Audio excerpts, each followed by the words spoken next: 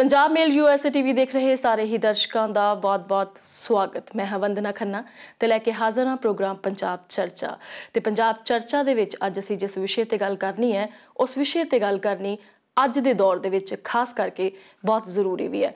सो पंजाब दे विच खेडां ते खिडारी इस विषय ते गलबात करन दे लई साडे नाल खास तौर ते जुड़े ने, स्टूडियो दे विच विशेष तौर ते पहुंचे ने अंतरराष्ट्रीय एथलैटिक कोच सरबजीत सिंह जी, जो कि हुण तक बहुत सारे राष्ट्रीय ते अंतरराष्ट्रीय खिडारियां नूं कोचिंग दे चुके ने, उन्होंने तैयार कर चुके हैं। तो इस दे नाल ही वो भारत की एथलैटिक टीम नूं भी कोचिंग दिंदे रहे ने, दे रहे ने। आओ सब तो पहला सरबजीत सिंह जी का स्वागत करते हैं। सरबजीत सिंह जी प्रोग्राम दे विच तुहाडा बहुत सत श्री अकाल जी। पंजाब मेल यूएसए दे टीवी दे सारे दर्शकों नूं मेरे वालों सत श्री अकाल जी। जी सो हुण गलबात दा सिलसिला शुरू करते हैं। सरबजीत सिंह जी, जिहड़ा पहला सवाल है साडा, कोविड-19 के मद्देनज़र सेहतयाब रहना, सेहत का ध्यान रखना बहुत ज़्यादा जरूरी भी हो गया। पर जेकर पंजाब की गल करिए, पंजाब दे विच कल्चर की गल करिए तो जिम बहुत होणगे, जिम इक्विपमेंट हर जगह मिलते होणगे, पर सेहत नूं लैके असीं उन्ने गंभीर नहीं हैगे। असीं कहने हैं कि कोई गल नहीं, चलदा है, हो जाऊगा, ठीक है। इस तरह दे जिहड़े गल्लां कहीए असीं ਤਾਂ ਕੀ ਤਜਰਬਾ ਹੈ ਤੁਹਾਡਾ ਇਸ ਤਰ੍ਹਾਂ ਦੀਆਂ ਗੱਲਾਂ ਨੂੰ ਲੈ ਕੇ? ਜਿਹੜਾ ਕੋਵਿਡ-19 ਨੇ ਸਭ ਤੋਂ ਪਹਿਲੇ ਤਾਂ ਇਹ ਦੱਸ ਦਿੱਤਾ ਆ ਕਿ ਬਚੂਗਾ ਇਹਦੇ ਵਿੱਚ ਉਹ ਹੀ ਜਿਹੜਾ ਸਵਸਥ ਬੰਦਾ ਹੋਊਗਾ, ਜਿਹਦਾ ਇਮਿਊਨ ਸਿਸਟਮ ਤਕੜਾ ਹੋਊਗਾ, ਜਿਹੜਾ ਸਰੀਰਕ ਤੌਰ ਤੇ ਤਕੜਾ ਹੋਊਗਾ। ਤੇ ਇਸ ਚੀਜ਼ ਨੇ ਸਾਨੂੰ ਆਗਾਹ ਵੀ ਕਰ ਦਿੱਤਾ ਕਿ ਅੱਗੇ ਤੋਂ ਵੀ ਇਦਾਂ ਦੀਆਂ ਬਿਮਾਰੀਆਂ ਆਉਣਗੀਆਂ, ਜਿਹੜੀਆਂ ਹੋਰ ਵੀ ਛੋਟੀਆਂ-ਮੋਟੀਆਂ ਬਿਮਾਰੀਆਂ ਆਉਂਦੀਆਂ, ਉਹਨਾਂ ਤੋਂ ਅਸੀਂ ਤਾਂ ਹੀ ਬਚ ਪਾਵਾਂਗੇ ਜੇ ਅਸੀਂ ਤਗੜੇ ਰਵਾਂਗੇ।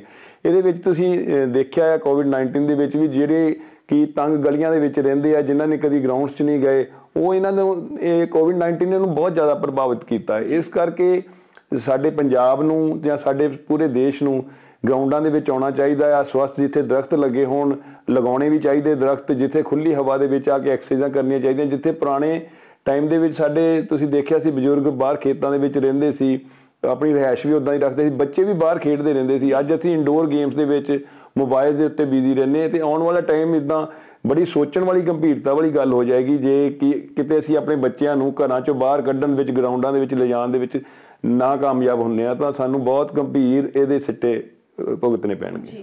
ਬਿਲਕੁਲ ਇਸ ਦੇ ਨਾਲ ਹੀ ਗੱਲ ਕਰਾਂਗੇ ਰਵਾਇਤੀ ਖੇਡਾਂ ਦੀ। ਇੱਕ ਸਮਾਂ ਸੀ ਜਦ ਬੱਚੇ ਘਰ ਦੇ ਬਾਹਰ ਜਿਹੜੇ ਖਾਲੀ ਪਲਾਟ ਹੁੰਦੇ ਸੀ ਉਹਦੇ ਵਿੱਚ ਖੇਡ ਲੈਂਦੇ ਸੀ, ਕੋਈ ਖਾਸ ਜਗ੍ਹਾ ਦੀ ਉਹਨਾਂ ਨੂੰ ਜ਼ਰੂਰਤ ਨਹੀਂ ਪੈਂਦੀ ਸੀ। ਪਰ ਜੇਕਰ ਅੱਜ ਗੱਲ ਕਰੀਏ ਉਹਨਾਂ ਰਵਾਇਤੀ ਖੇਡਾਂ ਦੀ ਤਾਂ ਉਹਨਾਂ ਦੇ ਨਾਂ ਵੀ ਬੱਚਿਆਂ ਨੂੰ ਪਤਾ ਨਹੀਂ ਹੈਗੇ। ਤੁਸੀਂ ਕੀ ਕਹੋਗੇ? ਮੈਨੂੰ ਇਹ ਬਹੁਤ ਵਧੀਆ ਤੁਸੀਂ ਸਵਾਲ ਪੁੱਛਿਆ। ਅਕਸਰ ਅਸੀਂ ਪੁਰਾਣੀਆਂ ਚੀਜ਼ਾਂ ਨੂੰ ਭੁੱਲ ਜਾਂਦੇ ਹਾਂ। ਜਦੋਂ ਅਸੀਂ ਪੁਰਾਣੀਆਂ ਚੀਜ਼ਾਂ ਨੂੰ ਭੁੱਲ ਜਾਵੇਂ, ਚਾਹੇ ਉਹ ਖੁਰਾਕ ਹੋਣ ਜਾਂ ਖੇਡਾਂ ਹੋਣ ਜਾਂ ਸਾਡਾ ਸੱਭਿਆਚਾਰ ਹੋਵੇ, ਤੇ ਇੱਦਾਂ ਹੀ ਰਵਾਇਤੀ ਖੇਡਾਂ ਵੀ ਜਦੋਂ ਅਸੀਂ ਹੁਣ ਵੱਡੇ ਕੋਰਸਿਸ ਦੇ ਵਿੱਚ ਗਏ, ਪਹਿਲੇ ਇੰਡੀਆ ਦੇ ਵਿੱਚ ਕੋਰਸਿਸ ਕੀਤੇ, ਫਿਰ ਉਸ ਤੋਂ ਬਾਅਦ ਅਸੀਂ ਵਰਲਡ ਐਥਲੈਟਿਕਸ ਦੇ ਕੋਰਸਿਸ ਕੀਤੇ, ਤੇ ਉਹਦੇ ਵਿੱਚ ਇੱਦਾਂ ਦੀਆਂ ਖੇਡਾਂ ਸੀ ਜਿਹੜੀਆਂ ਸੇਮ ਟੂ ਸੇਮ, ਮਤਲਬ ਇਹਨਾਂ ਤੋਂ ਆਪਣੀਆਂ ਖੇਡਾਂ ਤੋਂ ਉਨੀ ਹੋ ਸਕਦੀਆਂ ਪਰ ਇੱਕ ਹੀ ਨਹੀਂ ਸੀ।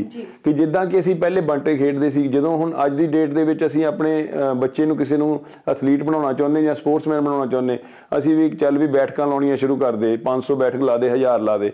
ਉਹ ਫਿਰ ਇੱਕ ਚਾਈਲਡ ਲੇਬਰ ਦੀ ਤਰ੍ਹਾਂ ਹੋ ਜਾਂਦੀ ਆ। ਉਹ ਤੁਹਾਡੇ ਗਰੋਥ ਨੂੰ ਉਲਟਾ ਰੋਕ ਦਿੰਦੀ ਆ, ਉਲਟਾ ਉਹਨੂੰ ਇੰਪਰੂਵ ਕਰਨ ਦੀ ਬਜਾਏ। ਪਰ ਜਦੋਂ ਅਸੀਂ ਬੰਟੇ ਖੇਡਦੇ ਸੀ, ਤੁਸੀਂ ਦੇਖਿਆ ਕਿ ਇੱਕ ਵਾਰੀ ਇੱਕ ਐਥਲੀਟ ਬਹਿੰਦਾ ਸੀ ਜਾਂ ਇੱਕ ਬੱਚਾ ਬਹਿੰਦਾ ਸੀ, ਜਿਹੜਾ ਵੀ ਉਸ ਟਾਈਮ ਹੁੰਦਾ ਸੀ। ਫਿਰ ਉਹਨਾਂ ਨੇ ਕਿਹਾ ਕਿ ਤੁਹਾਡੀ ਜਿਹੜੀ ਸਪੀਡ ਆ ਉਹ 7 ਤੋਂ 11 ਸਾਲ ਤੱਕ ਡਿਵੈਲਪ ਹੁੰਦੀ ਬਹੁਤ ਚੰਗੇ ਤਰੀਕੇ ਦੇ ਨਾਲ। ਅਤੇ ਜਦੋਂ ਅਸੀਂ ਬੱਚੇ ਹੁੰਦੇ ਸੀਗੇ ਅਤੇ ਅਸੀਂ ਛੂਹ ਛਪਾਈ ਖੇਡਦੇ ਸੀ, ਜਿਹੜੀਆਂ ਲੜਕੀਆਂ ਹੁੰਦੀਆਂ ਸੀ ਉਹ ਸਕਿਪਿੰਗ ਕਰਦੀਆਂ ਸੀ। ਸਕਿਪਿੰਗ ਵੀ ਇੱਕ ਸਪੀਡ ਦੇ ਨਾਲ ਆ, ਕਿਉਂਕਿ ਜਦੋਂ ਤੁਹਾਡੀ ਰੋਪ ਆਉਂਦੀ ਆ ਤੁਸੀਂ ਇੱਕਦਮ ਜੰਪ ਲੈਂਦੇ ਆ। ਫਿਰ ਜਿਹੜਾ ਸਟਾਪੂ ਖੇਡਦੇ ਸੀ ਉਹਦੇ ਵਿੱਚ ਵੀ ਤੁਸੀਂ 1 ਲੈਗ ਦੇ ਨਾਲ ਸਟਰੈਂਥ ਹੋ ਜਾਂਦੀ ਸੀ, ਕੋਈ ਵੇਟ ਟ੍ਰੇਨਿੰਗ ਨਹੀਂ ਹੁੰਦੀ ਸੀ। ਅੱਜ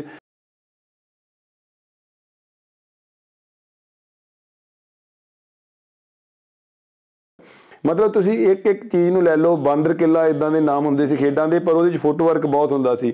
ਜਿਹੜੀ ਗੈਲਰੀ ਹੁੰਦੀ ਸੀ, ਗੈਲਰੀ ਸਾਡੇ 2 ਦਿਮਾਗ ਹੁੰਦੇ ਆ, ਸਾਡੇ ਦੋਨੋਂ ਦਿਮਾਗ ਡਿਵੈਲਪ ਨਹੀਂ ਹੁੰਦੇ, ਪਰ ਗੈਲਰੀ ਦੇ ਵਿੱਚ ਤੁਸੀਂ ਇੱਕਦਮ ਸੱਜੇ ਭੱਜਦੇ ਸੀ, ਇੱਕਦਮ ਖੱਬੇ ਭੱਜਦੇ ਸੀ, ਇੱਕਦਮ ਪਿੱਛੇ ਭੱਜਦੇ ਸੀ, ਇੱਕਦਮ ਅੱਗੇ ਭੱਜਦੇ ਸੀ।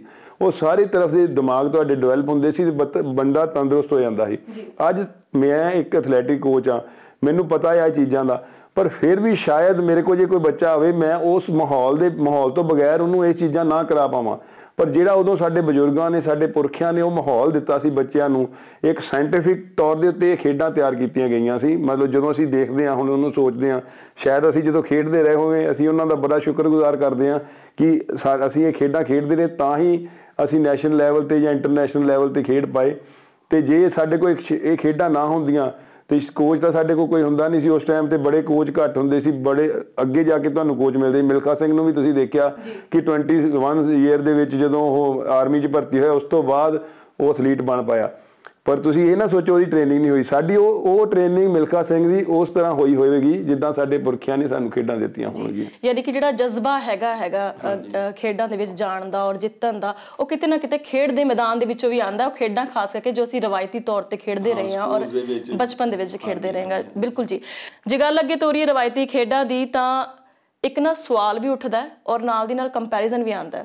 ਉਹ ਬੱਚੇ ਜਿਹੜੇ ਰਵਾਇਤੀ ਖੇਡਾਂ ਖੇਡਦੇ ਸੀ ਔਰ ਉਹ ਬੱਚੇ ਜਿਹੜੇ ਕਿ ਹੁਣ ਇਨਡੋਰ ਗੇਮਸ ਖੇਡਦੇ ਨੇ, ਔਰ ਜਦੋਂ ਇਹ ਬੱਚੇ ਖੇਡ ਦੇ ਮੈਦਾਨ ਦੇ ਵਿੱਚ ਆਉਂਦੇ ਨੇ ਤਾਂ ਬਤੌਰ ਕੋਚ ਕੀ ਮਹਿਸੂਸ ਕਰਦੇ ਹੋ? ਕਿਵੇਂ ਦਾ ਜਜ਼ਬਾ ਉਹਨਾਂ ਦਾ ਵੱਖਰਾ ਹੁੰਦਾ ਹੈ? ਕਿਵੇਂ ਦੀ ਅਪਰੋਚ ਹੁੰਦੀ ਆ ਉਹਨਾਂ ਦੀ? ਮੈਡਮ, ਜਦੋਂ ਸਾਡੇ ਟਾਈਮ ਦੇ ਵਿੱਚ ਕੋਈ ਵੀ ਬੱਚਾ ਸਾਡੇ ਕੋਚਿਸ ਕੋਲ ਆਉਂਦਾ ਹੁੰਦਾ ਸੀ ਤੇ ਉਹ ਕਹਿੰਦੇ ਸੀ ਇਹ ਬੱਚਾ ਜੀ ਇਹਨੂੰ ਤੁਸੀਂ ਅੱਜ ਤੋਂ ਟ੍ਰੇਨਿੰਗ ਕਰਾਉਣੀ ਆ, ਤੇ ਉਹ ਕੋਚ ਨੇ ਸਾਡੇ ਬੱਚਿਆਂ ਦੇ ਨਾਲ ਹੀ ਲਗਾ ਦੇਣਾ, ਚਲੋ ਵੀ ਬੱਚੇ ਉਹ ਟ੍ਰੇਨਿੰਗ ਕਰੋ। ਤੇ ਉਹ ਬੱਚਾ ਉਸ ਦਿਨ ਹੀ ਉਹ ਤਿਆਰ ਹੀ ਹੋ ਕੇ ਆਇਆ ਹੁੰਦਾ ਸੀ, ਕਿਉਂਕਿ ਉਹ ਛੂਹ ਛਪਾਈ, ਲੰਗੜੀ ਲਾਤ ਸਾਰੀਆਂ ਗੇਮਸ ਖੇਡਦਾ ਹੋਇਆ ਹੁੰਦਾ ਸੀਗਾ। ਤੇ ਜਿਹੜੇ ਅੱਜ ਦੇ ਬੱਚੇ ਜਦੋਂ ਸਾਡੇ ਕੋਲ ਗਰਾਊਂਡ 'ਚ ਆਉਂਦੇ ਆ, ਦੇਖਣ ਪਾਖਣ ਨੂੰ ਉਦਾਂ ਹੀ ਲੱਗਦੇ ਆ, ਕਿਉਂਕਿ ਚਿਹਰੇ ਤੋਂ ਜਦੋਂ ਕੱਪੜੇ ਪਾਏ ਤੁਹਾਨੂੰ ਇਦਾਂ ਹੀ ਲੱਗਣਗਾ ਕਿ ਹਾਂ ਵੀ ਬੱਚਾ ਹਾਈਟ ਬੜੀ ਚੰਗੀ ਆ। ਪਰ ਜਦੋਂ ਅਸੀਂ ਉਹਨਾਂ ਨੂੰ ਲਗਾ ਦਿੰਦੇ ਹਾਂ, ਅਸੀਂ ਕਹਿੰਦੇ ਕਿ ਬੱਚਿਆਂ ਦੇ ਨਾਲ ਖੇਡੋ ਜਾਂ ਉਹਨਾਂ ਦੇ ਨਾਲ ਗੇਮ, ਉਹ ਜਾਂ ਤਾਂ ਇੰਜਰੀ ਉਹਨਾਂ ਨੂੰ ਆ ਜਾਂਦੀ, ਉਹਨਾਂ ਨੂੰ ਸਾਹ ਚੜ ਜਾਂਦਾ ਆ, ਉਹਨਾਂ ਨੂੰ ਇਹ ਪ੍ਰੋਬਲਮਸ ਆਉਣੀਆਂ ਸ਼ੁਰੂ ਹੋ ਜਾਂਦੀਆਂ। ਪਰ ਉਹ ਉਹਨਾਂ ਦਾ ਸਮਾਂ ਕਦੀ ਵਾਪਸ ਆਪਾਂ ਲਿਆ ਨਹੀਂ ਸਕਦੇ, ਕਿਉਂਕਿ ਜੋ ਦੇਖੋ ਗੀਟੇ ਖੇਡਦੀਆਂ ਸੀ ਕੁੜੀਆਂ, ਪਹਿਲੇ ਬਾਲ ਸਿੱਟ ਕੇ 1 ਗੀਟਾ ਚੱਕਦੀਆਂ ਸੀ, ਫਿਰ ਬਾਲ ਸਿੱਟ ਕੇ 2 ਚੱਕਦੀਆਂ ਸੀ। ਉਹਨਾਂ ਰਿਐਕਸ਼ਨ ਟਾਈਮ ਤੁਹਾਡਾ ਇੰਪਰੂਵ ਹੁੰਦਾ ਸੀ। ਉਹ ਤੁਸੀਂ ਤੀਰ ਅੰਦਾਜ਼ੀ ਲੈ ਲਓ ਜਾਂ ਹੋਰ ਕੋਈ ਗੇਮ ਲੈ ਲਓ ਜਾਂ ਤੁਸੀਂ ਹੈਂਡਬਾਲ ਲੈ ਲਓ, ਜਿਹੜੀਆਂ ਵੀ ਰਿਐਕਸ਼ਨ ਟਾਈਮ ਤੁਹਾਡਾ, ਕਿਉਂਕਿ ਸਪੋਰਟਸ ਇੱਦਾਂ ਦੀ ਚੀਜ਼ ਹੈ, ਕੋਈ ਵੀ ਤੁਸੀਂ ਗੋਲ ਕਰਨਾ ਜਾਂ ਕਿਸੇ ਨੂੰ ਬੀਟ ਕਰਨਾ, ਜੋ ਤੁਸੀਂ ਰਿਐਕਟ ਪਹਿਲੇ ਕਰ ਜਾਂਦਾ ਬੰਦਾ ਉਹੀ ਕਾਮਯਾਬ ਹੁੰਦਾ। ਤੇ ਸਾਡੇ ਬਜ਼ੁਰਗਾਂ ਨੇ ਕਿੱਡੀਆਂ ਸੋਹਣੀਆਂ ਗੇਮਸ, ਕਿੱਡੀਆਂ ਸੋਹਣੀਆਂ ਖੇਡਾਂ ਦਿੱਤੀਆਂ ਸੀ। ਉਹਦੇ ਨਾਲ ਨਾਲ ਸਾਨੂੰ ਖੁਰਾਕ ਵੀ ਉੱਦਾਂ ਦੀ ਕਿ ਛੋਲੇ ਭੁੱਜੇ ਖਾਣੇ ਆ, ਮੱਕੀ ਭੁੱਜੀ ਖਾਣੀ ਆ, ਇਹ ਸਾਰੀਆਂ। ਤੇ ਮਤਲਬ ਉਸ ਬੱਚਿਆਂ ਤੇ ਇਸ ਬੱਚਿਆਂ ਦੇ ਵਿੱਚ ਸਾਨੂੰ ਬਹੁਤ ਫਰਕ ਮਿਲਦਾ। ਤੇ ਸਾਡੇ ਸਮਾਜ ਦੇ ਵਿੱਚ ਵੀ ਇਹ ਲੋਕਾਂ ਦੇ ਅੰਦਰ ਘਰ ਕਰ ਚੁੱਕੀ ਆ ਕਿ ਹਾਂ ਵੀ ਅਸੀਂ ਬੱਚਿਆਂ ਨੂੰ ਪੜ੍ਹਾਈ ਕਰਾਉਣੀ। ਅਕਸਰ ਪੜ੍ਹਾਈ ਕਰਕੇ ਜਾਂ ਤੁਸੀਂ ਜਿੱਡੇ ਮਰਜ਼ੀ ਅਫਸਰ ਬਣ ਜਾਓਗੇ, ਠੀਕ ਆ, ਪੜ੍ਹਾਈ ਵੀ ਬਹੁਤ ਜ਼ਰੂਰੀ ਆ, ਨੌਲੇਜ ਬਹੁਤ ਜ਼ਰੂਰੀ ਆ, ਪਰ ਜੇ ਅਸੀਂ ਸਰੀਰਕ ਤੌਰ ਤੇ ਤੰਦਰੁਸਤੀ ਨਾ ਰਹੇ ਤੇ ਉਸਨੂੰ ਮਾਣਾਂਗੇ ਕਿੱਦਾਂ? ਉਸ ਚੀਜ਼ ਨੂੰ ਮਾਣਾਂਗੇ ਕਿੱਦਾਂ? ਖੁਸ਼ੀਆਂ ਨੂੰ ਕਿੱਦਾਂ ਮਾਣਾਂਗੇ? ਲਾਈਫ ਨੂੰ ਕਿੱਦਾਂ ਇੰਜੋਏ ਕਰਾਂਗੇ? ਇਸ ਕਰਕੇ ਉਹ ਬੱਚਿਆਂ ਦੇ ਵਿੱਚ ਮੈਨੂੰ ਇੱਕ ਤਾਂ ਉਹਨਾਂ ਦੇ ਮਾਈਂਡ ਤੇ ਪ੍ਰੈਸ਼ਰ ਹੀ ਬੜਾ ਫੀਲ ਹੁੰਦਾ ਕਿ ਜਿੱਦਾਂ ਇੱਕ ਪ੍ਰੈਸ਼ਰ ਲੈ ਕੇ ਮਾਂ-ਬਾਪ ਉਹਨਾਂ ਨੂੰ ਗਰਾਊਂਡ 'ਚ ਲੈ ਕੇ ਆਉਂਦੇ, ਬੜੇ ਮੁਸ਼ਕਿਲ ਨਾਲ ਸ਼ਾਇਦ ਮਨਾ ਕੇ ਲਿਆਉਂਦੇ ਹੁਣ, ਕਿਉਂਕਿ ਬੱਚਿਆਂ ਨੂੰ ਆਦਤ ਪੈ ਗਈ ਹੈ ਮੋਬਾਈਲ ਤੇ ਖੇਡਣ ਦੀ, ਘਰਾਂ ਦੇ ਵਿੱਚ ਆਪਣੇ ਕੋਈ ਕਿਸੇ ਨਾ ਕਿਸੇ ਵੀਡੀਓ ਗੇਮਸ ਖੇਡਣ ਦੀ, ਕਿ ਉਹ ਘਰੋਂ ਨਿਕਲਣਾ ਹੀ ਪਸੰਦ ਨਹੀਂ ਕਰਦੇ। ਸਾਡੇ ਲਈ ਇਹ ਬੜਾ ਚੈਲੰਜ ਆ ਕਿ ਅਸੀਂ ਪੰਜਾਬੀ ਜਿਹੜੇ ਕਿ ਤਾਕਤ ਦੇ ਨਾਮ ਤੇ ਪਛਾਣੇ ਜਾਂਦੇ ਸੀ ਤੇ ਕਿਤੇ ਅਸੀਂ ਇਸ ਤਾਕਤ ਨੂੰ ਖੋਹ ਨਾ ਬੈਠੀਏ, ਕਿਉਂਕਿ ਸਾਡੇ ਗੁਰੂ ਸਾਹਿਬ ਵੀ ਕੁਸ਼ਤੀਆਂ ਕਰਾਉਂਦੇ ਰਹੇ, ਖੇਡਾਂ ਕਰਾਉਂਦੇ ਰਹੇ, ਉਸ ਟਾਈਮ ਤੇ ਗੱਤਕੇ ਕਰਾਉਂਦੇ ਰਹੇ।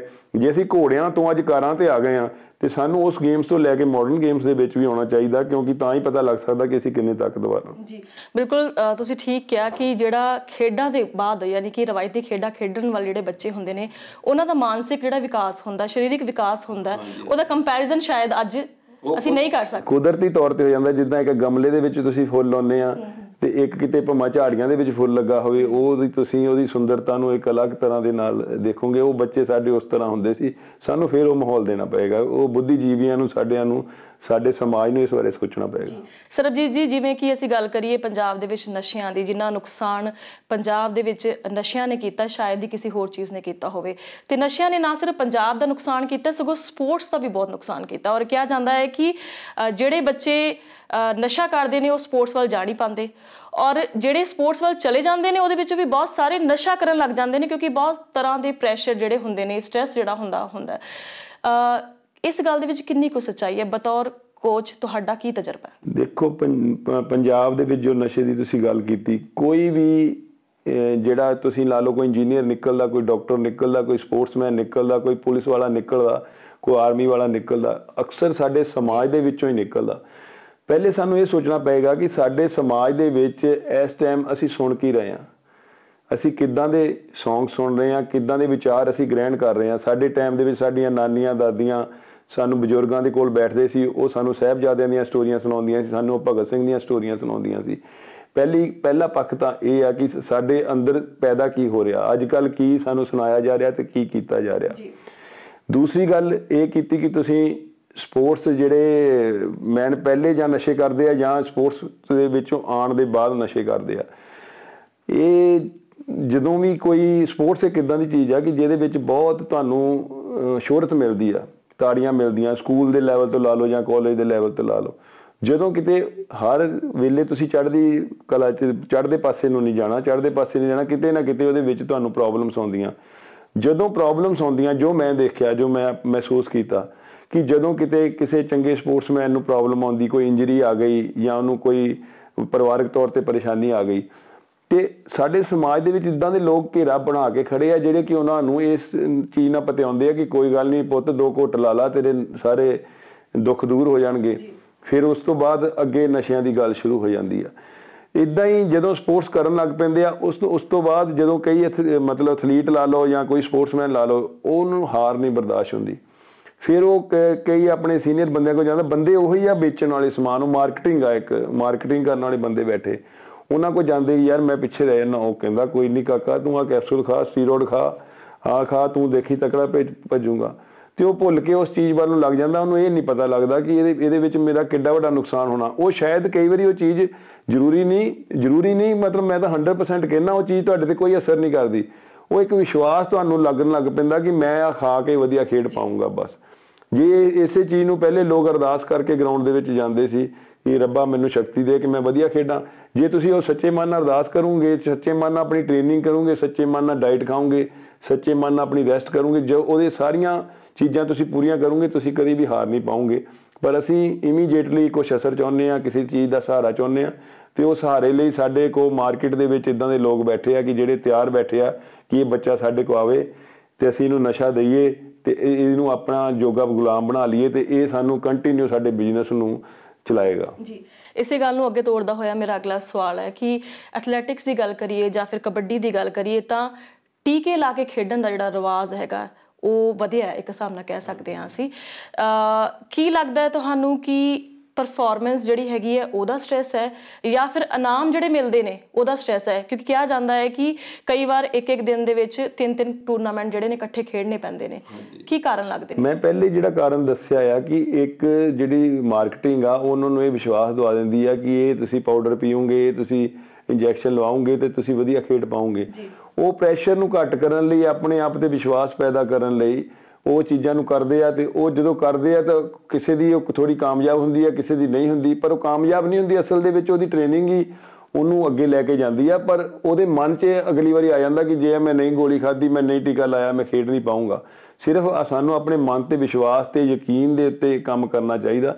ਦੇਖੋ ਸਾਡੇ ਪੁਰਖੇ ਕਿੰਨੇ ਦਿਨ ਲੜਾਈਆਂ ਲੜਦੇ ਸੀ ਤੇ ਉਹ ਨਸ਼ੇ ਥੋੜੀ ਕਰਦੇ ਸੀ, ਪਰ ਉਹਨਾਂ ਦਾ ਇੱਕ ਯਕੀਨ ਸੀ, ਸਾਡੇ ਗੁਰੂ ਸਾਹਿਬਾਨ ਨੇ ਉਹਨਾਂ ਨੂੰ ਯਕੀਨ ਦਿੱਤਾ ਸੀ। ਹੁਣ ਭਗਤ ਸਿੰਘ ਦੀ ਜੇ 116 ਦਿਨ ਦੀ ਭੁੱਖ ਹੜਤਾਲ ਦੇਖੀ ਜਾਵੇ ਤੇ ਉਹ ਕਿਹੜਾ ਕੋਈ ਨਸ਼ੇ ਦੇ ਨਾਲ ਉਹਨੇ ਭੁੱਖ ਹੜਤਾਲ ਕੀਤੀ, ਉਹਨੇ ਇੱਕ ਯਕੀਨ ਦੇ ਨਾਲ ਕੀਤੀ। ਇੱਦਾਂ ਹੀ ਸਾਨੂੰ ਲੋਕਾਂ ਨੂੰ, ਆਪਣੇ ਬੱਚਿਆਂ ਨੂੰ ਯਕੀਨ ਦਿਵਾਉਣਾ ਪਏਗਾ ਕਿ ਇਹ ਚੀਜ਼ ਤੁਸੀਂ ਬਿਨਾਂ ਨਸ਼ੇ ਤੋਂ ਵੀ ਕਰ ਸਕਦੇ ਆ, ਆਪਣੀ ਸਹੀ ਖੁਰਾਕ ਦੇ ਨਾਲ ਕਰ ਸਕਦੇ ਆ। ਮੇਨ ਗੱਲ ਯਕੀਨ ਦੀ ਆ। ਸਾਡੇ ਬੁੱਧੀਜੀਵੀਆਂ ਨੂੰ ਅੱਗੇ ਆਉਣਾ ਚਾਹੀਦਾ, ਸਾਡੇ ਬਜ਼ੁਰਗਾਂ ਨੂੰ ਅੱਗੇ ਆਉਣਾ ਚਾਹੀਦਾ, ਸਾਡੇ ਸਮਾਜ ਨੂੰ ਅੱਗੇ ਆਉਣਾ ਚਾਹੀਦਾ ਤੇ ਉਹਨਾਂ 'ਤੇ ਟਾਈਮ ਦੇਣਾ ਚਾਹੀਦਾ ਤੇ ਉਹਨਾਂ ਨੂੰ ਦੱਸਣਾ ਚਾਹੀਦਾ ਕਿ ਅਸੀਂ ਕਿਹੜੇ ਪੁਰਖਿਆਂ ਦੀ ਔਲਾਦਾਂ ਆ ਤੇ ਉਹ ਕਿੰਨੇ ਤਗੜੇ ਰਹੇ ਆ। ਤੇ ਇਹ ਤਗੜਾਪਨ ਤਾਂ ਅਸੀਂ ਤਾਂ ਹੀ ਅੱਗੇ ਤੋਂ ਅੱਗੇ ਕੈਰੀ ਕਰਕੇ ਲੈ ਕੇ ਜਾ ਸਕਦੇ ਕਿਉਂਕਿ ਜੇ ਸਾਡੀ ਅੱਜ ਦੀ ਪੀੜ੍ਹੀ ਇਹਨੂੰ ਸੰਭਾਲ ਸਕੇ, ਕਿਉਂਕਿ ਇਹ ਇੱਕ ਬੈਟਰਨ ਦੀ ਤਰ੍ਹਾਂ, ਇੱਕ ਮਸ਼ਾਲ ਦੀ ਤਰ੍ਹਾਂ ਆ ਕਿ ਇੱਕ ਪੀੜ੍ਹੀ ਨੇ ਦੂਜੀ ਪੀੜ੍ਹੀ ਨੂੰ ਦੇਣਾ, ਦੂਜੀ ਪੀੜ੍ਹੀ ਨੇ ਅਗਲੀ ਪੀੜ੍ਹੀ ਨੂੰ ਦੇਣਾ। ਤੇ ਜੇ ਅਸੀਂ ਇਹਨੂੰ ਵਿੱਚੋਂ ਮਿਸ ਕਰ ਜਾਵਾਂਗੇ ਤੇ ਅਗਲੀ ਪੀੜ੍ਹੀ ਤੱਕ ਇਹ ਚੀਜ਼ਾਂ ਪਹੁੰਚ ਨਹੀਂ ਪਾਊਗੀਆਂ। ਸਾਡੇ ਜੀਨਸ ਮਾੜੇ ਹੋ ਜਾਣਗੇ ਕਿਉਂਕਿ ਕਈ ਸਾਲਾਂ ਤੱਕ ਕਈ ਕੌਮਾਂ ਮਿਹਨਤ ਕਰਦੀਆਂ ਤਾਂ ਜਾ ਕੇ ਉਹਨਾਂ ਦੀ ਆਉਣ ਵਾਲੀ ਪੀੜ੍ਹੀ, ਅਗਲੀ ਪੀੜ੍ਹੀ ਤਗੜੀ ਹੁੰਦੀ ਆ। ਇਹ ਚੀਜ਼ਾਂ ਸਾਨੂੰ ਸਮਝਣ ਦੀ ਬਹੁਤ ਲੋੜ ਹੈ। ਬਿਲਕੁਲ। ਇਸ ਦੇ ਵਿੱਚ ਜਿਵੇਂ ਗੱਲ ਆਪਾਂ ਕਰ ਰਹੇ ਸੀ ਕਿ ਇੱਕ ਦਿਨ ਦੇ ਵਿੱਚ ਕਈ ਟੂਰਨਾਮੈਂਟ ਖੇਡਦੇ ਨੇ ਔਰ ਉਹਦਾ ਕਾਰਨ ਕਿਤੇ ਨਾ ਕਿਤੇ ਇਨਾਮ ਹੁੰਦੇ ਨੇ, ਚਾਹੇ ਕੈਸ਼ ਪ੍ਰਾਈਜ਼ ਹੋਣ, ਮੋਟਰਸਾਈਕਲ ਹੋਵੇ, ਇਸ ਤਰ੍ਹਾਂ ਦੀਆਂ ਬਹੁਤ ਸਾਰੀਆਂ ਚੀਜ਼ਾਂ ਹੁੰਦੀਆਂ ਨੇ। ਇਸ ਤਰ੍ਹਾਂ ਦੀਆਂ ਚੀਜ਼ਾਂ ਦੇਖਣ ਨੂੰ ਮਿਲਦੀਆਂ ਨੇ। ਉਹ ਤਾਂ ਇਨਾਮ ਉਸੇ ਵੇਲੇ ਮਿਲਣੇ ਜਾਂ ਬਾਅਦ 'ਚੋਂ ਮਿਲਣੇ, ਇਹ ਚੀਜ਼ ਤਾਂ ਹੈਗੀ ਆ ਕਿ ਇਸ ਚੀਜ਼, ਕਿਸੇ ਵੀ ਚੀਜ਼ ਨੂੰ ਜਿੱਤ ਤਾਂ ਕਿਹਨੂੰ ਚੰਗੀ ਨਹੀਂ ਲੱਗਦੀ, ਪਰ ਉਹ ਜਿਹੜਾ ਮਾੜਾ ਬੰਦਾ ਹੁੰਦਾ ਉਹ ਹਮੇਸ਼ਾ ਕੋਸ਼ਿਸ਼ ਕਰਦਾ ਕਿ ਮੈਂ ਗਲਤ ਤਰੀਕੇ ਦੇ ਨਾਲ ਜਿੱਤਾਂ। ਪਰ ਜਿਹੜਾ ਚੰਗੇ ਐਥਲੀਟ ਹੁੰਦੇ, ਜੇ ਅਸੀਂ ਉਹਨਾਂ ਨੂੰ ਉੱਦਾਂ ਤਿਆਰ ਕਰਾਂਗੇ, ਉਹਨਾਂ ਨੂੰ ਯਕੀਨ 1-2 ਵਾਰੀ 4 ਵਾਰੀ ਉਹ ਬਿਨਾਂ ਨਸ਼ੇ ਤੋਂ ਜਿੱਤਣਗੇ ਤਾਂ ਫਿਰ ਉਹਨਾਂ ਨੂੰ ਆਪਣੇ ਆਪ ਯਕੀਨ ਹੋ ਜਾਏਗਾ ਕਿ ਇਹ ਅਸਲੀ ਤਾਕਤ ਸਾਡੀ ਆ। ਕਿਉਂਕਿ ਬਾਹਰੀ ਬਣਾਉਟੀ ਦੀ ਤਾਕਤਾਂ ਨਾਲ ਤੁਸੀਂ ਜ਼ਿਆਦਾ ਦੇਰ ਤੱਕ ਨਹੀਂ ਜਿੱਤ ਸਕਦੇ, ਉਹ ਤੁਹਾਡੀ ਆਉਣ ਵਾਲੀਆਂ ਪੀੜ੍ਹੀਆਂ ਨੂੰ ਵੀ ਖਰਾਬ ਕਰ ਜਾਣਗੀਆਂ। ਵਾਹਿਗੁਰੂ ਜੀ ਕਾ ਖਾਲਸਾ, ਵਾਹਿਗੁਰੂ ਜੀ ਕੀ ਫਤਿਹ। ਦਾਸ ਭਾਈ ਗੁਰਮੀਤ ਸਿੰਘ ਸ਼ਾਂਤ ਹਜ਼ੂਰੀ ਰਾਗੀ ਸ੍ਰੀ ਦਰਬਾਰ ਸਾਹਿਬ, ਅਤੀ ਸਤਿਕਾਰਯੋਗ ਵੀਰ ਗੁਰ ਜਤਿੰਦਰ ਸਿੰਘ ਜੀ ਰੰਧਾਵਾ, ਜਿਨ੍ਹਾਂ ਨੇ ਪੰਜਾਬ ਮੇਲ ਚੈਨਲ ਸ਼ੁਰੂ ਕੀਤਾ ਹੈ। ਸੋ ਇਸ ਦਾ ਤੁਸੀਂ ਆਨੰਦ ਲਓ, ਇਸ ਨੂੰ ਦੇਖੋ। ਸਤਿਗੁਰੂ ਪਾਤਸ਼ਾਹ ਜੀ ਕਿਰਪਾ ਕਰਨ, ਇਸ ਚੈਨਲ ਤੇ ਵੀਰ ਜੀ ਨੂੰ ਤਰੱਕੀਆਂ, ਕਾਮਯਾਬੀਆਂ, ਬੁਲੰਦੀਆਂ ਬਖਸ਼ਿਸ਼ ਕਰਨ ਤੇ ਉਹਨਾਂ ਨੂੰ ਮੈਂ ਮੁਬਾਰਕਬਾਦ ਦਿੰਦਾ ਹਾਂ। ਲੱਖ ਲੱਖ ਵਧਾਈ ਹੋਵੇ ਜੀ। ਸੋ ਤੁਸੀਂ ਦੇਖ ਰਹੇ ਹੋ ਪੰਜਾਬ ਮੇਲ USA TV ਚੈਨਲ।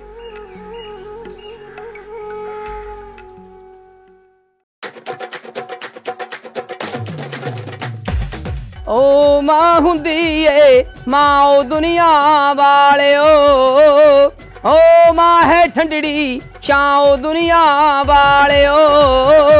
ਮਾਂ ਦੀ ਪੂਜਾ ਰੱਬ ਦੀ ਪੂਜਾ, ਮਾਂ ਤੇ ਰੱਬ ਦਾ ਰੂਪ ਹੈ ਦੂਜਾ। ਓ ਮਾਂ ਹੈ ਰੱਬ ਦਾ ਨਾਂ ਓ ਦੁਨੀਆ ਵਾਲਿਓ, ਓ ਮਾਂ ਹੁੰਦੀ ਏ ਮਾਂ ਓ ਦੁਨੀਆ ਵਾਲਿਓ। ਮੇਰੇ ਵੱਲੋਂ ਜਾਣੀ ਤੁਹਾਡੇ ਆਪਣੇ ਗੁਰਮੀਤ ਮੀਤ ਵੱਲੋਂ ਸਾਰਿਆਂ ਨੂੰ ਪਿਆਰ ਭਰੀ ਸਤਿ ਸ਼੍ਰੀ ਅਕਾਲ ਜੀ। ਗੁਰਜਤਿੰਦਰ ਸਿੰਘ ਰੰਧਾਵਾ ਜੀ, ਜੋ ਕਿ ਪੰਜਾਬ ਵਿੱਚ ਰਹਿ ਕੇ ਵੀ ਪੰਜਾਬੀ ਮਾਂ ਬੋਲੀ ਦੀ ਸੇਵਾ ਕਰਦੇ ਸੀ, ਪੰਜਾਬੀ ਵਿਰਸੇ ਦੀ ਸੇਵਾ ਕਰਦੇ ਸੀ। ਅੱਜ ਉਹ ਅਮਰੀਕਾ ਦੀ ਧਰਤੀ ਤੇ ਰਹਿ ਕੇ ਪੰਜਾਬੀ ਮਾਂ ਬੋਲੀ ਦੀ ਸੇਵਾ ਕਰ ਰਹੇ ਆ। ਪੰਜਾਬ ਮੇਲ USA ਚੈਨਲ ਖੋਲ੍ਹਣ ਤੇ ਮੇਰੇ ਵੱਲੋਂ ਉਹਨਾਂ ਨੂੰ ਬਹੁਤ ਸਾਰੀਆਂ ਮੁਬਾਰਕਾਂ। ਬਾਪੂ ਦੇਵ ਥਰੀਕਿਆਂ ਵਾਲਾ ਜੀ ਦੇ ਆਸ਼ੀਰਵਾਦ ਸਦਕਾ, ਕੁਲਦੀਪ ਮਾਨਕ ਸਾਹਿਬ ਜੀ ਦੇ ਆਸ਼ੀਰਵਾਦ ਸਦਕਾ ਮੈਂ ਵੀ ਬਹੁਤ ਸਾਰੇ ਗੀਤ ਲੈ ਕੇ ਆ ਰਿਹਾ ਇਸ ਚੈਨਲ ਤੇ। ਸੋ ਦਿਓ ਪਿਆਰ। ਥੈਂਕ ਯੂ ਜੀ, ਮਿਹਰਬਾਨੀ, ਪਿਆਰ ਭਰੀ ਸਤਿ ਸ਼੍ਰੀ ਅਕਾਲ। ਬ੍ਰੇਕ ਤੋਂ ਬਾਅਦ ਇੱਕ ਵਾਰ ਫੇਰ ਹਾਜ਼ਰ ਹਾਂ ਪ੍ਰੋਗਰਾਮ ਪੰਜਾਬ ਚਰਚਾ ਲੈ ਕੇ। ਸਾਡੇ ਨਾਲ ਅੰਤਰਰਾਸ਼ਟਰੀ ਐਥਲੈਟਿਕ ਕੋਚ ਜੁੜੇ ਹੋਏ ਨੇ ਸਰਬਜੀਤ ਸਿੰਘ ਜੀ। ਸੋ ਗੱਲਬਾਤ ਦਾ ਸਿਲਸਿਲਾ ਉਹਨਾਂ ਦੇ ਨਾਲ ਇੱਕ ਵਾਰ ਫਿਰ ਤੋਂ ਸ਼ੁਰੂ ਕਰਦੇ ਹਾਂ। ਸਰਬਜੀਤ ਸਿੰਘ ਜੀ, ਜੇ ਗੱਲ ਕਰੀਏ ਅਸੀਂ ਅੱਜ ਦੇ ਸਮੇਂ ਦੀ, ਤਾਂ ਇੱਕ ਸਮਾਂ ਸੀ ਜਦ ਭਾਰਤ ਦੀਆਂ ਟੀਮਾਂ ਦੇ ਵਿੱਚ 70% ਦੀ ਜਿਹੜੀ ਹਿੱਸੇਦਾਰੀ ਸੀ ਉਹ ਪੰਜਾਬ ਦੀ ਸੀ, ਪੰਜਾਬੀਆਂ ਦੀ ਸੀ। ਪਰ ਅੱਜ ਦੀ ਜੇਕਰ ਗੱਲ ਕਰੀਏ ਤਾਂ ਅਸੀਂ ਕਿਤੇ ਨਜ਼ਰ ਬਹੁਤਾ ਨਹੀਂ ਆਉਂਦੇ। ਮੈਨੂੰ ਯਾਦ ਆਉਂਦੇ ਨੇ ਨਾਮ, ਮਿਲਖਾ ਸਿੰਘ ਜੀ ਦਾ ਨਾਮ ਮੈਨੂੰ ਯਾਦ ਆਉਂਦਾ ਹੈ, ਔਰ ਰਾਜਵਿੰਦਰ ਜੀ ਦੀ ਜੇ ਮੈਂ ਗੱਲ ਕਰਾਂ, ਮਨਜੀਤ ਕੌਰ ਜੀ ਦੀ ਗੱਲ ਕਰਾਂ, ਬਹਾਦਰ ਸਿੰਘ ਜੀ ਦੀ ਗੱਲ ਕਰਾਂ, ਤਾਂ ਇਸ ਤਰ੍ਹਾਂ ਦੇ ਨਾਂ ਜਿਹੜੇ ਨੇ ਉਹ ਉਸ ਪੱਧਰ ਤੇ, ਉਸ ਲੈਵਲ ਤੇ ਸੁਣਨ ਨੂੰ ਮਿਲਦੇ ਨਹੀਂ। ਤੁਹਾਡਾ ਤਜਰਬਾ ਕੀ ਕਹਿੰਦਾ ਹੈ ਕਿ ਕੀ ਕਾਰਨ ਨੇ ਇਸ ਦੇ ਸਭ ਤੋਂ ਵੱਡੇ ਕਾਰਨ ਤਾਂ ਉਹੀ ਜਿਹੜੇ ਮੈਂ ਕਿਹਾ ਕਿ ਜੀਨਸ ਅੱਗੇ ਤੋਂ ਅੱਗੇ ਕੈਰੀ ਹੁੰਦੇ, ਪਹਿਲਾ ਤਾਂ ਕਾਰਨ ਉਹ। ਦੂਸਰੀ ਗੱਲ, ਸਕੂਲ ਕਾਲਜਿਸ ਦੇ ਵਿੱਚ ਬਹੁਤ ਹੱਲਾਸ਼ੇਰੀ ਦਿੱਤੀ ਜਾਂਦੀ ਸੀ ਸਪੋਰਟਸ ਨੂੰ, ਸਮਾਜ ਦੇ ਵਿੱਚ ਬੜੀ ਹੱਲਾਸ਼ੇਰੀ ਦਿੱਤੀ ਜਾਂਦੀ ਸੀ। ਉਸ ਤੋਂ ਬਾਅਦ ਡਿਪਾਰਟਮੈਂਟ ਦੇ ਵਿੱਚ, ਜਿੱਦਾਂ ਸਾਡੇ ਟਾਈਮ ਮਹਿਲ ਸਿੰਘ ਭੁੱਲਰ ਜੀ ADGP ਸੀਗੇ, DGP, ਉਹਨਾਂ ਨੇ ਬੱਚਿਆਂ ਨੂੰ ਭਰਤੀ ਕਰਨਾ, ਉਹਨਾਂ ਨੂੰ ਬੁਲਾਉਣਾ, ਉਹਨਾਂ ਨੂੰ ਮਿਲਣਾ, ਕਿਉਂਕਿ ਇੱਕ ਉਮਰ ਇੱਦਾਂ ਦੀ ਹੁੰਦੀ ਆ, ਉਦੋਂ ਤੁਹਾਨੂੰ ਸਹੂਲਤਾਂ ਥੋੜ੍ਹੀਆਂ ਘੱਟ ਵੀ ਜਾਣ, ਪਰ ਤੁਹਾਨੂੰ ਜੇ ਲੋਕ ਹੱਲਾਸ਼ੇਰੀ ਦਿੰਦੇ ਆ, ਤੁਹਾਨੂੰ ਜਾਣਦੇ ਆ ਲੋਕ, ਤੇ ਤੁਸੀਂ ਬਹੁਤ ਜ਼ਿਆਦਾ ਇੰਪਰੂਵ ਕਰਦੇ ਆ। ਉਹਦੇ ਨਾਲ ਹੀ ਹੁਣ ਵੀ ਕਾਫੀ ਸਕੀਮਸ ਚੱਲ ਰਹੀਆਂ ਕਿ ਅਸੀਂ ਏਸ਼ੀਆ ਨੂੰ, ਓਲੰਪਿਕ ਨੂੰ ਮੱਦੇ ਨਜ਼ਰ ਰੱਖਦੇ ਹੋਏ ਕਿ ਪੰਜਾਬ ਦੀ ਸਾਝੇਦਾਰੀ ਆਪਣੀ ਪਹਿਲੇ ਤਾਂ ਇੰਡੀਆ 'ਚ ਕਿੱਦਾਂ ਵਧਾਈਏ ਤੇ ਅਸੀਂ ਕਿੱਦਾਂ ਏਸ਼ੀਆ ਤੇ ਓਲੰਪਿਕ ਲੈਵਲ ਦੇ ਉੱਤੇ ਆਪਣੇ ਐਥਲੀਟਸ ਨੂੰ ਜਿਤਾ ਪਾਈਏ। ਤੇ ਇਹਦੇ ਵਿੱਚ ਜਿੱਦਾਂ ਪੰਜਾਬ ਸਪੋਰਟ ਡਿਪਾਰਟਮੈਂਟ ਕਾਫੀ ਕੰਮ ਕਰ ਰਿਹਾ, ਪੰਜਾਬ ਇੰਸਟੀਚਿਊਟ ਆਫ ਸਪੋਰਟਸ ਕੰਮ ਕਰ ਰਿਹਾ। 12 ਸਾਲ ਤੋਂ ਲੈ ਕੇ ਅਸੀਂ ਬੱਚਿਆਂ ਨੂੰ ਟ੍ਰੇਨਿੰਗ ਦੇਣੀ ਸ਼ੁਰੂ ਕਰ ਦਿੰਦੇ। ਪਰ ਅੱਗੇ ਆ ਕੇ ਕਿਤੇ ਨਾ ਕਿਤੇ ਪ੍ਰੋਬਲਮ ਇਹ ਆ ਜਾਂਦੀ ਆ ਕਿ ਅਸੀਂ ਜਿੱਦਾਂ ਹੁਣ ਸਾਡੇ ਵੀ ਬੱਚੇ ਆ, ਗੁਰਿੰਦਰ ਵੀਰ ਆ, ਲਵਪ੍ਰੀਤ ਆ ਤੇ ਹਰਜੀਤ ਆ, ਬੱਚੇ ਮਤਲਬ ਪਹਿਲੇ ਅਸੀਂ 100 ਮੀਟਰ ਆਪਣੇ ਪੰਜਾਬੀਆਂ ਦੀ ਨਹੀਂ ਮੰਨਦੇ ਸੀ, ਬਹੁਤ ਘੱਟ ਵਿੱਚ ਅਜੇ ਰਾਜ ਵਰਗੇ ਨਾਮ ਆਉਂਦੇ ਰਹੇ ਆ, ਵਿਕਾਸ ਪ੍ਰੈਸ਼ਰ ਵਰਗੇ ਆਉਂਦੇ ਰਹੇ ਆ।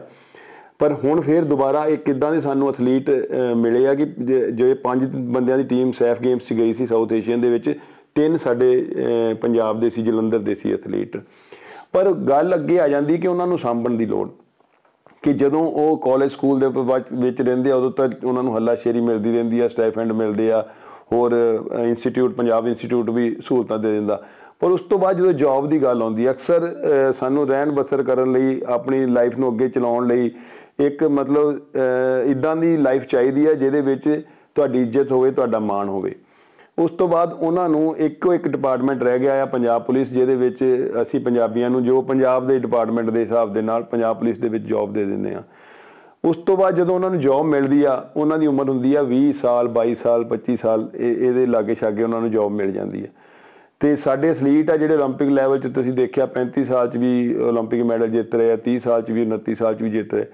ਉਸ ਤੋਂ ਬਾਅਦ ਉਹਨਾਂ ਦਾ ਫੋਕਸ ਹੋ ਜਾਂਦਾ ਕਿ ਇੱਥੇ ਤੱਕ ਕਿ ਜਾਂ ਜਿਹੜੇ ਪੜ੍ਹਨ ਵਾਲੇ ਬੱਚੇ ਕਿ ਅਸੀਂ +2 ਤੋਂ ਬਾਅਦ ਸਾਨੂੰ ਕਿਤੇ ਡਾਕਟਰੀ 'ਚ ਐਡਮਿਸ਼ਨ ਮਿਲ ਜਾਵੇ, ਸਾਨੂੰ ਇੰਜੀਨੀਅਰਿੰਗ 'ਚ ਮਿਲ ਜਾਵੇ, ਉਹਨਾਂ ਦਾ ਫੋਕਸ ਉਸ ਚੀਜ਼ ਤੋਂ ਖਤਮ ਹੋ ਜਾਂਦਾ। ਉਹ ਸਾਨੂੰ ਫੋਕਸ ਕਰਵਾਉਣ ਦੀ ਜ਼ਰੂਰਤ ਹੈ। ਹੁਣ ਪੰਜਾਬ ਪੁਲਿਸ ਦੇ ਵਿੱਚ ਅੱਜ ਦੀ ਡੇਟ 'ਚ ਤੁਸੀਂ ਦੇਖ ਲਈਏ, ਜਦੋਂ ਦਾ ਕਰੋਨਾ ਪੀਰੀਅਡ ਸ਼ੁਰੂ ਹੋਇਆ ਤੇ ਲਗਭਗ 400 ਤੋਂ 500 ਪੂਰੇ ਟੋਟਲ ਸਪੋਰਟਸਮੈਨ ਆ, ਕਿ ਅਸੀਂ ਉਹਨਾਂ ਨੂੰ ਰੱਖ ਨਹੀਂ ਪਾਵਾਂਗੇ ਜੇ ਅਸੀਂ +2 ਤੋਂ ਲੈ ਕੇ ਉਹਨਾਂ ਨੂੰ ਕਾਲਜਿਸ ਤੱਕ ਅਸੀਂ ਉਹਨਾਂ ਨੂੰ ਬੜੇ ਤਿਆਰ ਕਰਕੇ ਲਿਆਏ, ਇਹ ਕਹਿ ਕੇ ਲਿਆਏ ਕਿ ਤੁਸੀਂ ਏਸ਼ੀਆ ਖੇਡਣੀ, ਤੁਸੀਂ ਓਲੰਪਿਕ ਖੇਡਣੀ ਆ। ਪਰ ਉੱਥੇ ਆ ਕੇ ਤੁਸੀਂ ਉਹ ਡਿਪਾਰਟਮੈਂਟ 'ਚ ਚਲ ਗਏ, ਡਿਪਾਰਟਮੈਂਟ 'ਚ ਉਹਨਾਂ ਨੂੰ ਕੰਟੀਨਿਊ ਉਹਨਾਂ ਦੀ ਕੋਈ ਡਿਊਟੀਜ਼ ਲਈਆਂ ਜਾ ਰਹੀਆਂ। ਇਹਦੇ ਨਾਲ ਜਿੱਦਾਂ ਰੇਲਵੇ ਆ, ਰੇਲਵੇ ਜੇ ਤੁਸੀਂ ਨੈਸ਼ਨਲ 'ਚੋਂ ਮੈਡਲ ਲੈਂਦੇ ਹੋ ਤੁਹਾਨੂੰ ਫੁੱਲ ਈਅਰਲੀ ਤੁਹਾਨੂੰ ਫ੍ਰੀ ਕਰ ਦਿੰਦੇ ਕਿ ਤੁਸੀਂ ਜਿੱਥੇ ਮਰਜ਼ੀ ਟ੍ਰੇਨਿੰਗ ਕਰੋ। ਆਰਮੀ 'ਚ ਵੀ ਇੱਦਾਂ ਹੀ ਆ, ਆਰਮੀ ਦੇ ਵਿੱਚ ਵੀ ਉਹ ਤੁਹਾਨੂੰ ਫ੍ਰੀ ਰੱਖਦੇ, CRPF BSF। ਅਤੇ ਪੰਜਾਬ ਨੂੰ ਵੀ, ਕਿਉਂਕਿ ਪੰਜਾਬ ਦੇ ਵਿੱਚ ਜਿਹੜੇ ਖਿਡਾਰੀਆਂ ਦੇ ਵਿੱਚ 70% ਜੋ ਟੀਮ ਦਾ ਹਿੱਸਾ ਪੰਜਾਬ ਪੁਲਿਸ ਦੇ ਖਿਡਾਰੀ ਆ, ਕਿਉਂਕਿ ਇੱਕੋ ਇੱਕ ਡਿਪਾਰਟਮੈਂਟ ਜਿਹੜਾ ਬਚਿਆ ਪੰਜਾਬ ਦੇ ਨੂੰ ਜਿਹੜਾ ਸੰਭਾਲਦਾ ਆ। ਅਤੇ ਸਾਨੂੰ ਇਹ ਵੀ ਲੋੜ ਆ ਕਿ ਜਦੋਂ ਉਹ 20 ਸਾਲ ਤੋਂ ਬਾਅਦ ਨਿਕਲਦੇ ਆ ਉਹਨਾਂ ਲਈ ਕੋਈ ਹੋਸਟਲ ਤਿਆਰ ਕੀਤੇ ਜਾਣ, ਉਹਨਾਂ ਦੀ ਡਾਈਟ ਦਾ ਚੰਗਾ ਇੰਤਜ਼ਾਮ ਕੀਤਾ ਜਾਵੇ, ਉਹਨਾਂ ਦੀ ਟ੍ਰੇਨਿੰਗ ਦਾ ਚੰਗਾ ਇੰਤਜ਼ਾਮ ਕੀਤਾ ਜਾਵੇ। ਜੇ ਅਸੀਂ ਪੜ੍ਹਾਈ ਅਤੇ ਸਪੋਰਟਸ ਨੂੰ ਨਾਲ ਲੈ ਕੇ ਚੱਲਣਾ ਆ, ਸਾਨੂੰ ਇੱਦਾਂ ਦੇ ਮਾਡਲ ਜਿਹੜੇ ਕਿ ਓਲੰਪਿਕ 'ਚ ਮੈਡਲ ਲਿਆਉਣ, ਏਸ਼ੀਆ ਵਿੱਚੋਂ ਮੈਡਲ ਲਿਆਉਣ, ਉਹ ਬਹੁਤ ਜ਼ਰੂਰੀ ਆ। ਇਹ ਜਿੱਥੇ ਮੈਡਲ ਜਿੱਤਣਾ ਤਾਂ ਆਪਾਂ ਕਹਿ ਦਿੰਦੇ, ਇਸ ਕਰਕੇ ਜ਼ਰੂਰੀ ਹੈ ਕਿ ਸਾਨੂੰ ਮਾਡਲ ਮਿਲਣ, ਪਰ ਉਹਨਾਂ ਨੂੰ ਦੇਖ ਕੇ ਜੇ ਸਾਡੀ ਸਾਰੀ ਜਨਰੇਸ਼ਨ ਖੇਡਣ ਲੱਗ ਪੈਂਦੀ ਹੈ ਤਾਂ ਸਾਡਾ ਉੱਦਾਂ ਹੀ ਸਵਸਥ ਸਮਾਜ ਹੋ ਜਾਣਾ। ਇਸ ਕਰਕੇ ਜ਼ਰੂਰੀ ਆ। ਉਹਦੇ ਨਾਲ ਫਿਰ ਸਾਡੇ ਬੱਚਿਆਂ ਨੂੰ, ਜਿਨ੍ਹਾਂ ਨੂੰ ਫਿਰ ਇਸ ਤੋਂ ਚੀਜ਼ਾਂ ਤਕਲੀਫ ਹੁੰਦੀ ਆ, ਉਹ ਫਿਰ ਅੱਜ ਕੱਲ੍ਹ ਆਈਲੈਟਸ ਕਰਕੇ ਬਾਹਰਲਾ ਰੁੱਖ ਕਰਨ ਲੱਗ ਪਏ ਆ, ਬਾਹਰ ਜਾਣ ਲੱਗ ਪਏ। ਅਤੇ ਸਾਨੂੰ ਇਹ ਸੋਚਣਾ ਪਏਗਾ ਕਿ ਆਉਣ ਵਾਲੀ ਜਿਹੜਾ ਟਾਈਮ ਆ ਉਹ ਸਾਡੇ ਇੰਡੀਆ ਦੀ ਟੀਮਾਂ ਦੇ ਵਿੱਚ ਸਾਡੀ ਹਿੱਸੇਦਾਰੀ ਕਿੱਦਾਂ ਦੀ ਹੋਏਗੀ। ਇਹ ਇੱਥੇ ਹੀ ਪੂਰਾ ਨਿਰਭਰ ਕਰਦਾ ਆ ਕਿ ਅਸੀਂ ਇਹਨਾਂ ਨੂੰ ਕਿੱਦਾਂ ਬਚਾ ਪਾਉਂਦੇ ਹਾਂ, ਕਿ ਅਸੀਂ ਇਹਨਾਂ ਨੂੰ 400-500 ਐਥਲੀਟ ਜੋ ਵੀ ਚੰਗਾ ਆ ਸਾਡਾ, ਜਾਂ ਐਥਲੀਟ ਲਾ ਲਓ ਜਾਂ ਪੂਰਾ ਸਪੋਰਟਸਮੈਨ ਲਾ ਲਓ, ਅਸੀਂ ਇਹਨਾਂ ਨੂੰ ਕਿੱਦਾਂ ਬਚਾ ਪਾਵਾਂਗੇ। ਕਿਉਂਕਿ ਇੱਕ ਸਪੋਰਟਸ ਮਿਨਿਸਟਰੀ ਪੂਰੀ ਇਹਦੇ ਪਿੱਛੇ ਕੰਮ ਕਰਦੀ ਆ, ਇੰਨੇ ਸਪੋਰਟ ਡਿਪਾਰਟਮੈਂਟ ਕੰਮ ਕਰਦੇ ਆ, ਅਤੇ ਕਿਉਂ ਨਾ ਜਿਨ੍ਹਾਂ ਲਈ ਕੰਮ ਕੀਤਾ ਜਾ ਰਿਹਾ ਉਹਨਾਂ ਨੂੰ ਅਸੀਂ ਕਿਉਂ ਨਾ ਬਚਾਇਆ ਜਾਵੇ। ਇੱਕ ਫੁਲਵਾੜੀ ਨੂੰ ਬਚਾ ਕੇ ਆਉਣ ਵਾਲੀ ਪੀੜ੍ਹੀ ਨੂੰ ਸੇਧ ਦਿੱਤੀ ਜਾ ਸਕਦੀ ਹੈ। ਬਿਲਕੁਲ ਸਰਬਜੀਤ ਜੀ, ਜੇ ਗੱਲ ਕਰੀਏ ਇਨਫਰਾਸਟ੍ਰਕਚਰ ਦੀ, ਸਪੋਰਟਸ ਇਨਫਰਾਸਟ੍ਰਕਚਰ ਦੀ ਜਦੋਂ ਅਸੀਂ ਗੱਲ ਕਰਦੇ ਹਾਂ ਤਾਂ ਕਿੰਨੇ ਕੁ ਸਿੰਥੈਟਿਕ ਟਰੈਕਸ ਨੇ ਸਾਡੇ ਕੋਲ, ਔਰ ਕਿਸ ਤਰ੍ਹਾਂ ਦੀਆਂ ਤਿਆਰੀਆਂ ਨੇ, ਕਿਸ ਤਰ੍ਹਾਂ ਦੀਆਂ ਸਹੂਲਤਾਂ ਜਿਹੜੀਆਂ ਨੇ ਉਹ ਮਿਲ ਰਹੀਆਂ ਨੇ? ਇਹ ਵੀ ਬਹੁਤ ਜ਼ਰੂਰੀ ਆ ਕਿ ਦੇਖੋ, ਛੋਟਾ ਸਮਾਨ ਤਾਂ ਕੋਈ ਤੁਹਾਨੂੰ ਲੈ ਕੇ ਦੇ ਸਕਦਾ, ਕੋਈ ਸਮਾਜਿਕ ਸੰਸਥਾਵਾਂ ਲੈ ਕੇ ਦੇ ਸਕਦੀਆਂ, ਪਰ ਸਿੰਥੈਟਿਕ ਟਰੈਕ ਵਰਗੇ ਗਰਾਊਂਡ, ਫਿਰ ਜਿਹੜੇ ਵੁਡਨ ਤੁਹਾਡੇ ਵਾਲੀਬਾਲ ਦੇ, ਬਾਸਕਿਟਬਾਲ ਦੇ ਗਰਾਊਂਡ, ਇਹ ਸਰਕਾਰਾਂ ਤੋਂ ਇਲਾਵਾ ਕੋਈ ਤਿਆਰ ਨਹੀਂ ਕਰ ਸਕਦਾ। ਹੁਣ ਪਿਛਲੇ 96 ਦਾ ਜਲੰਧਰ ਦੇ ਵਿੱਚ ਸਿੰਥੈਟਿਕ ਟਰੈਕ ਲੱਗਾ ਹੋਇਆ, ਅਤੇ ਉਹਦੀ 8 ਸਾਲ ਏਜ ਆ, ਅਤੇ ਉਹ ਕਿੰਨੇ ਸਾਲ ਹੋ ਗਏ ਕਿ ਮਤਲਬ ਉੱਦਾਂ ਹੀ ਚੱਲ ਰਿਹਾ। ਉਹਦੇ ਵਿੱਚ ਹਜੇ ਵੀ ਐਥਲੀਟ ਟ੍ਰੇਨਿੰਗ ਕਰ ਰਹੇ, ਕਿੰਨੇ ਐਥਲੀਟ ਉਹ 'ਚੋਂ ਇੰਜਰਡ ਹੋ ਰਹੇ ਆ। ਅਤੇ ਪੂਰੇ ਦੁਆਬੇ ਦੇ ਵਿੱਚ ਸਿਰਫ ਜਲੰਧਰ ਦਾ ਇੱਕ ਸਿੰਥੈਟਿਕ, ਮਤਲਬ ਮੈਂ ਇਕੱਲੇ ਸਿੰਥੈਟਿਕ ਟਰੈਕ ਨੂੰ ਲੈ ਕੇ ਗੱਲ ਕਰਦਾ, ਇਹ ਪੋਜੀਸ਼ਨ ਹਰ ਗੇਮ ਦੇ ਨਾਲ ਆ। ਹਾਕੀ ਲੈ ਲਓ ਤੁਸੀਂ, ਭਾਵੇਂ ਬਾਸਕਿਟਬਾਲ ਲੈ ਲਓ।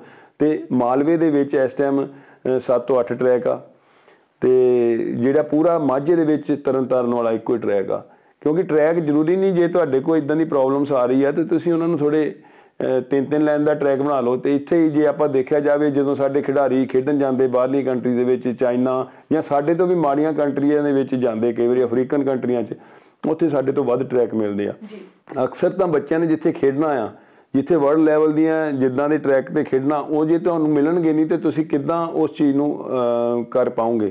ਫਿਰ ਵੀ ਸਾਡੇ ਬੱਚਿਆਂ ਨੇ ਗਰਾਸ ਦੇ ਉੱਤੇ ਟ੍ਰੇਨਿੰਗ ਕਰਕੇ ਜਾਂ ਜਿੰਨੀਆਂ ਕਿ ਸਹੂਲਤਾਂ, ਲਿਮਿਟਿਡ ਸਹੂਲਤਾਂ ਦੇ ਨਾਲ ਵਧੀਆ ਪਰਫੋਰਮੈਂਸ ਦੇ ਰਹੇ ਨੇ। ਅਸੀਂ ਉਹਨਾਂ ਦੇ ਮਤਲਬ ਸ਼ੁਕਰਗੁਜ਼ਾਰ ਹਾਂ, ਉਹਨਾਂ ਦੇ ਮਾਪਿਆਂ ਦੇ ਵੀ ਸ਼ੁਕਰਗੁਜ਼ਾਰ ਹਾਂ ਕਿ ਉਹਨਾਂ ਨੇ ਏਡੇ ਵੱਡੇ ਮਾਡਲ ਸਾਡੇ ਬੱਚਿਆਂ ਨੂੰ ਦਿੱਤੇ, ਆਉਣ ਵਾਲੇ ਬੱਚਿਆਂ ਨੂੰ ਦਿੱਤੇ।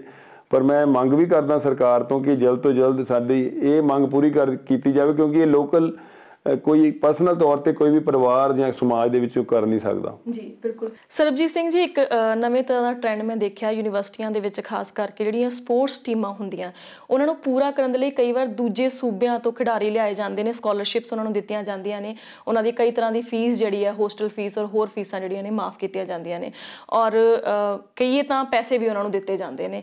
ਇਸ ਟ੍ਰੈਂਡ ਬਾਰੇ ਤੁਹਾਡਾ ਕੀ ਕਹਿਣਾ? ਔਰ ਇਸ ਦੇ ਨਾਲ ਹੀ ਇੱਕ ਹੋਰ ਗੱਲ ਜੁੜਦੀ ਹੈ ਕਿ ਕਈ ਵਾਰ ਆਪਾਂ ਕਾਲਜਾਂ ਸਕੂਲਾਂ 'ਚ ਦੇਖਦੇ ਹਾਂ ਕਿ ਜਿਹੜੀਆਂ ਸਪੋਰਟਸ ਕਿੱਟਾਂ ਹੁੰਦੀਆਂ ਨੇ ਉਹ ਪੂਰੀਆਂ ਨਹੀਂ ਹੋ ਪਾਉਂਦੀਆਂ, ਤੇ ਹੁੰਦਾ ਕੀ ਹੈ ਕਿ ਇੱਕ ਬੱਚਾ ਖੇਡਣ ਗਿਆ, ਉਹਨੂੰ ਉਹ ਕਿੱਟ ਦਿੱਤੀ, ਔਰ ਫਿਰ ਦੂਜੇ ਬੱਚੇ ਨੂੰ ਉਹੀ ਕਿੱਟ ਜਿਹੜੀ ਆ ਅਗਲੀ ਵਾਰ ਖੇਡਣ ਵਾਸਤੇ ਦਿੱਤੀ ਜਾਂਦੀ ਹੈ। ਇਸ ਬਾਰੇ ਤੁਹਾਡਾ ਕੀ ਕਹਿਣਾ ਹੈ, ਕੀ ਸੋਚਦੇ ਹੋ? ਹਾਂਜੀ, ਜਿਹੜੇ ਪਹਿਲੇ ਤੁਸੀਂ ਗੱਲ ਕੀਤੀ ਕਿ ਬਾਹਰਲੇ ਸੂਬਿਆਂ ਤੋਂ ਖਿਡਾਰੀਆਂ ਨੂੰ ਮੰਗਾਇਆ ਜਾਂਦਾ, ਉਹ ਇਕੱਲਾ ਸਪੋਰਟਸ ਦੇ ਵਿੱਚ ਨਹੀਂ। ਤੁਸੀਂ ਦੇਖਿਆ ਹੋਣਾ ਕਿ ਸਾਡੀ ਖੇਤੀਬਾੜੀ ਦੇ ਵਿੱਚ ਜਾਂ ਸਾਡੇ ਫੈਕਟਰੀ ਦੇ ਵਿੱਚ ਜਿਹੜੇ ਮਿਹਨਤਕਸ਼ ਕੰਮ ਆ, ਉਹ ਹੁਣ ਯੂਪੀ ਤੋਂ ਆ ਰਹੇ ਆ, ਕੁਛ ਬਿਹਾਰ ਤੋਂ ਬੰਦੇ ਆ ਰਹੇ। ਪਹਿਲੀ ਇੱਕ ਗੱਲ ਮੈਂ ਸਾਫ਼ ਤੌਰ 'ਤੇ ਆਪਣੇ ਪੰਜਾਬੀਆਂ ਨੂੰ ਜਾਂ ਪੰਜਾਬ ਦੇ ਬੱਚਿਆਂ ਨੂੰ ਜਾਂ ਸਾਰੇ ਪੰਜਾਬ ਦੇ ਲੋਕਾਂ ਨੂੰ ਦੱਸ ਦੇਣਾ ਚਾਹੁੰਦਾ, ਜਿਹੜਾ ਮਿਹਨਤ ਕਰੇਗਾ ਬੰਦਾ ਕਾਮਯਾਬ ਉਹੀ ਹੋਏਗਾ। ਕਿ ਜੇ ਅਸੀਂ ਆਪਣੀ ਮਿਹਨਤ ਛੱਡ ਕੇ ਪਿੱਛੇ ਰਹਿ ਜਾਵਾਂਗੇ ਤਾਂ ਯੂਨੀਵਰਸਿਟੀਆਂ ਨੂੰ ਦੂਸਰੀ ਸਟੇਟਾਂ ਤੋਂ ਮੰਗਾਉਣੇ ਪੈਣਗੇ ਬੰਦੇ, ਕਿਉਂਕਿ ਉਹਨਾਂ ਦੇ ਆਪਣੇ ਕੰਪੀਟੀਸ਼ਨਸ ਆ, ਉਹਨਾਂ ਦੀਆਂ ਆਪਣੀਆਂ ਮਜਬੂਰੀਆਂ ਆ ਕਿ ਅਸੀਂ ਜਿੱਤਣਾ ਆ, ਆਪਣੀ ਯੂਨੀਵਰਸਿਟੀ ਨੂੰ ਅੱਗੇ ਲੈ ਕੇ ਜਾਣਾ।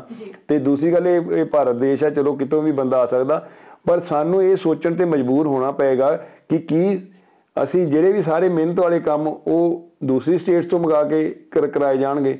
ਠੀਕ ਆ, ਦੂਸਰੀ ਸਟੇਟ ਵਾਲੇ ਬੱਚੇ ਆਉਂਦੇ ਆ, ਉਹਨਾਂ ਦਾ ਬਹੁਤ ਚੰਗੇ ਹੁੰਦੇ ਆ, ਕਈ ਵਾਰੀ ਵਧੀਆ ਤਰੀਕੇ ਦੇ ਨਾਲ ਵੀ ਆਉਂਦੇ।